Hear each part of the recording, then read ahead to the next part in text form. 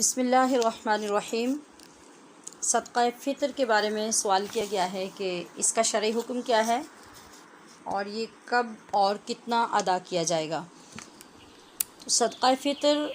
شریعت مطہرہ میں ہمارے اوپر واجب کیا گیا ہے۔ ہر صاحب نصاب پر اپنی طرف سے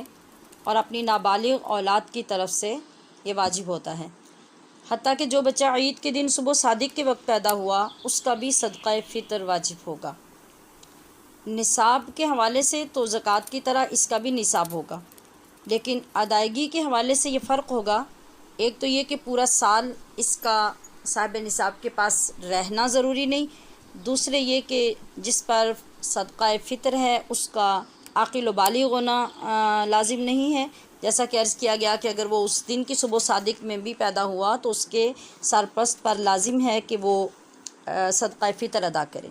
اب سرپرست میں سب سے پہلے باپ ہے۔ باپ اگر موجود ہے تو اپنی نابالغ اولاد کا بھی اور اپنا بھی صدقہ فطر ادا کرے گا۔ اگر باپ نہیں ہے تو پھر اس کی جگہ پہ دادا کی ذمہ داری ہوگی کہ وہ ادا کرے گا۔ اگر دادا بھی خدا نخواستہ نہیں ہے تو پھر بیوہ ماں پر شریعت واجب نہیں کرے گی، البتہ اگر وہ دینے کی استطاعت رکھتی ہے اور وہ خوشی سے ادا کرے گی تو فطرانہ ادا ہو جائے گا اور یقیناً اللہ پاک اس کو اجر و ثواب بھی عطا فرمائے گا۔ تو اب یہ دیکھنا ہے کہ فطرانہ کن کن چیزوں سے ادا ہو سکتا ہے اور حکمت کیا ہے اس کے واجب ہونے کی۔ عام طور پر تو ہم یہ دیکھتے ہیں کہ ایک طویل عرصے سے ہمارے علاقوں میں آٹے کی قیمت کے مطابق فطرانہ دیا جاتا ہے۔ تقریباً 2 کلو آٹا، کچھ تھوڑا بہت گرامز کے حساب سے کچھ علماء کے درمیان اختلاف پایا جاتا ہے، اور محتاط اندازہ یہ ہے کہ 2 کلو ہی رکھا جائے اور 2 کلو آٹے کی قیمت یا 2 کلو آٹا فطرانے میں دیا جاتا ہے۔ یہ ہمارے ہاں عام رواج ہے۔ حدیث پاک کے مطابق فطرانہ دینے کے لیے 4 چیزوں کا اور بعض احادیث میں 5 چیزوں کا ذکر فرمایا گیا ہے: آٹا، جو،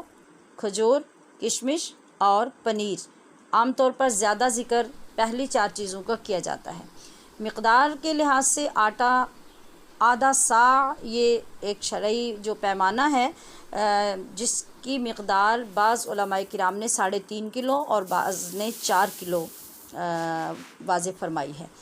تو اسی اختلاف کے باعث اب اگر ہم دیکھیں گے کہ آدھا صاع آٹا جو ہے وہ 2 کلو اور پورا صاع جو کھجور، کشمش یا پنیر جو ہیں وہ 4 کلو یا پھر 3.5 کلو ہوں گے۔ اب ہم یہ دیکھیں گے کہ ان کی قیمت کیا بنتی ہے، کیونکہ ہمارے ہاں زیادہ تر رواج قیمت ہی ادا کرنے کا ہوتا ہے، چیزیں کم ادا کی جاتی ہیں۔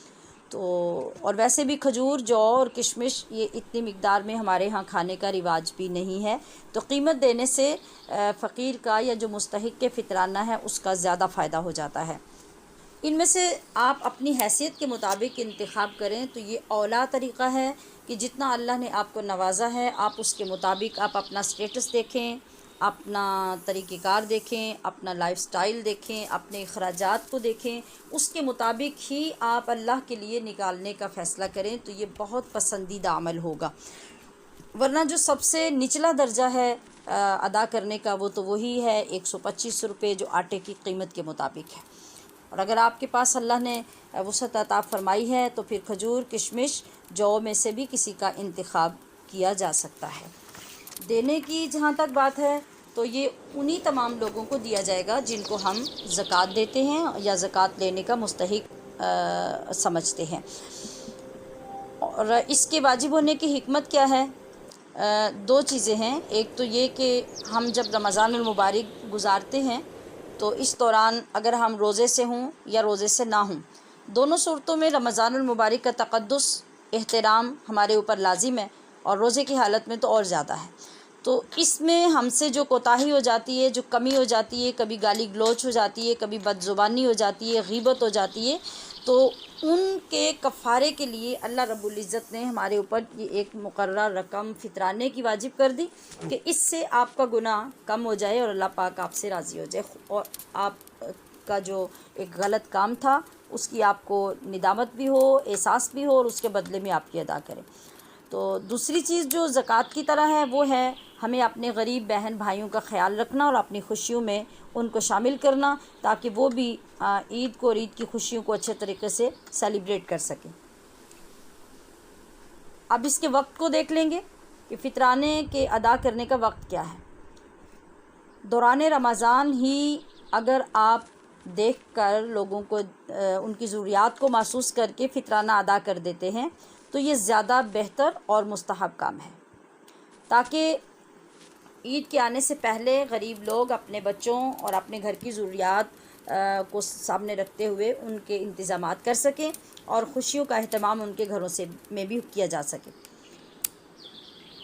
اور بالفرض اگر آپ رمضان المبارک میں نہیں ادا کر سکتے تو عید الفطر کی نماز ادا کرنے سے پہلے فطرانہ واجب ہو جائے گا اور اس کا ادا کرنا ضروری ہوگا۔ پھر بھی کسی وجہ سے، مجبوری سے یا بھول کر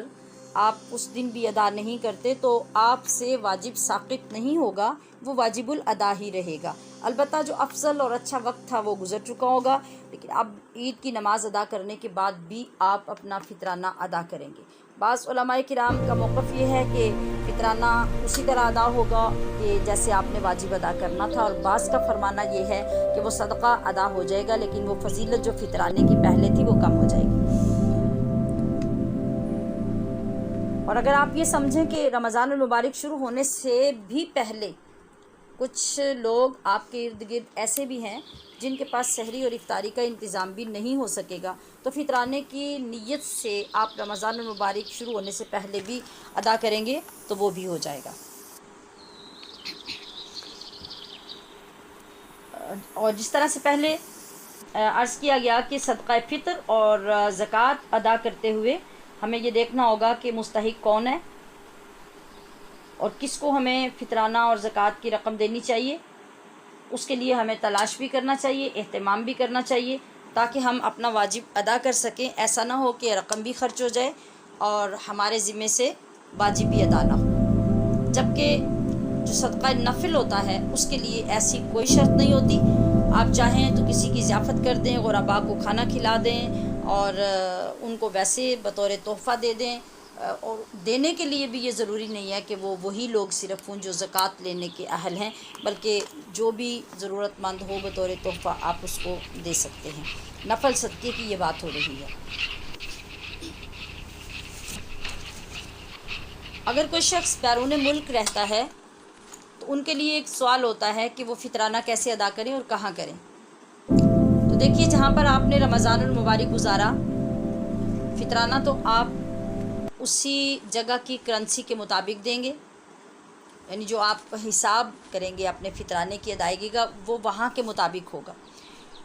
اب جہاں تک ادائیگی کی بات ہے تو اگر تو وہیں پر آپ کو کچھ فقیر لوگ ضرورت مند میسر آ جاتے ہیں تو آپ ان کو وہاں دے دیں،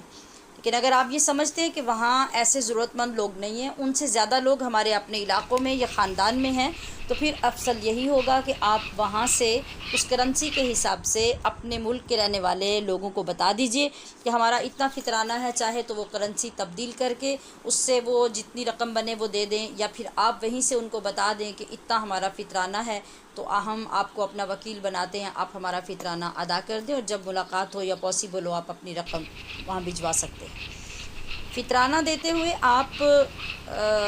کپڑوں کی صورت میں اور ایسا سامان جو دے کر آپ کسی کو مالک بنا سکتے ہیں اس صورت میں بھی ادا کر سکتے ہیں۔ مطلب آپ یہ سمجھتے ہیں کہ کچھ بچے یتیم ہیں اور ان کو ضرورت ہے کہ عید پہ ان کے پاس لباس ہو، ان کے پاس جوتے ہوں، یا اور کوئی ایسی ضرورت ہے جو ان کی ذاتی ضرورت ہے۔ بعض اوقات ایسا بھی ہوتا ہے، کچھ بچیوں نے ایسے سوالات بھی کیے کہ کچھ یتیم بچے ہوتے ہیں گھروں میں، اور وہ کبھی نانی یا دادی یا کسی ایسی ریلیٹیو خاتون کے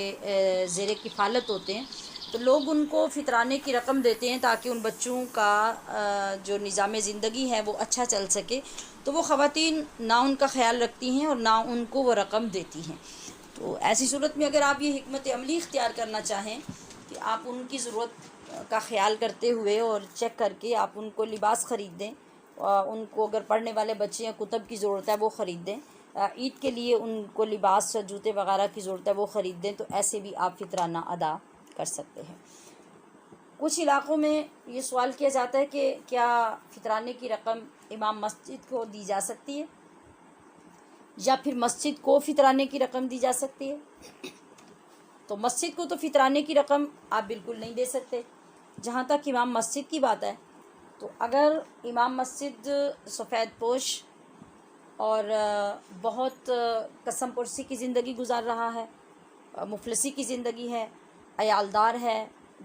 بیمار ہے یا کچھ اس طرح کی ضروریات ہیں، ایسی صورت میں تو آپ امام مسجد کو فطرانے کی رقم دے سکتے ہیں۔ لیکن